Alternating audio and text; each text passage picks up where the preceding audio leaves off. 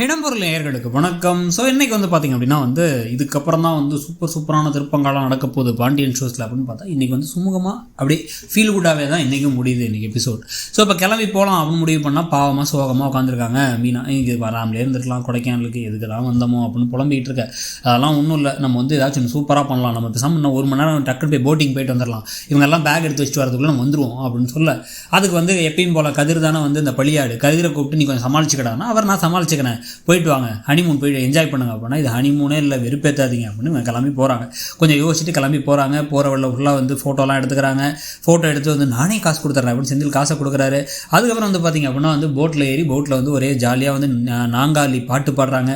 ஒரே ரொமான்ஸாக தோலில் சாஞ்சிட்டு இருக்கிறதெல்லாம் நடந்துகிட்டு இருக்கும் போது இங்கே எல்லாத்தையும் கிளம்பி முடிச்சுட்டு கீழே பில் பே பண்ணலான்னா 16,500 டேக்ஸோடு சேர்த்து அப்படின்னு ஆகுது. அந்த அமௌண்ட்டெல்லாம் வேறு கொடுத்துட்டு இதெல்லாம் ரொம்ப ஓவருங்கன்னு கொடுத்துட்டு இவங்க எங்கேன்னு தேடிட்டு இருக்காரு இவர் பாண்டியன்.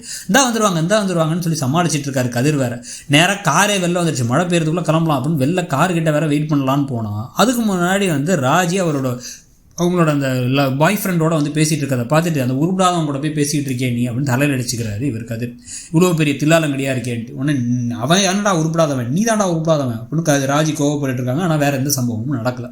சரின்னு இப்போ ஓகே காருக்குள்ளே ஏறலாம் அப்படின்னு போயிட்டு அங்கே பேக்கெல்லாம் வச்சுட்டு இன்னமும் இவங்க 2 பேரும் வரலேன்னு பார்த்தா கோடாலி தைலம் வாங்க போயிருக்காங்கிற மாதிரி ஏதோ சொல்லிட்டு இருக்காங்க, நீலகிரி தைலம் வாங்க போயிருக்காங்க அப்படின்னு சொல்லி சமாளிக்கிறாரு. இவங்களும் எப்படியோ அவசர அவசரமாக ஓடி வராங்க இவர் ஃபோன் பண்ணி சொன்னதுனால.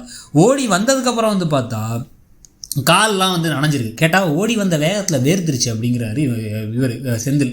அடா பாவி, இதெல்லாம் ஒரு சமாளிப்பாடான்னு மீனா திருன்னு முழிச்சதுக்கப்புறமா ஏன்டா இதெல்லாம் நம்புறபடியாடா இருக்குன்னு பாண்டியன் கேட்க ஆரம்பிக்கும் போது டைம் ஆயிடுச்சு போய் எடுத்துவாங்க அப்படின்னு கதிர் ஆட்டத்தை கலைச்சி விட்டுறாரு. போயிட்டு வந்ததுக்கப்புறம் அதுக்குள்ளே அரசியை கண்டுபிடிச்சிடுறாங்க. கண்டுபிடிச்சி நீங்களா சந்தோஷமாக இருந்தீங்களே, பரவாயில்ல நீ என்னை விட்டுட்டு தான் போயிட்டீங்க அப்படின்னு மீனாவை கட்டி பிடிக்கிறதோட இன்றைக்கி எபிசோடு முடியுது. ஸோ இன்றைக்கி எபிசோடை பற்றி நீங்கள் என்ன நினச்சிங்கிறத சொல்லுங்கள். தேங்க்ஸ்.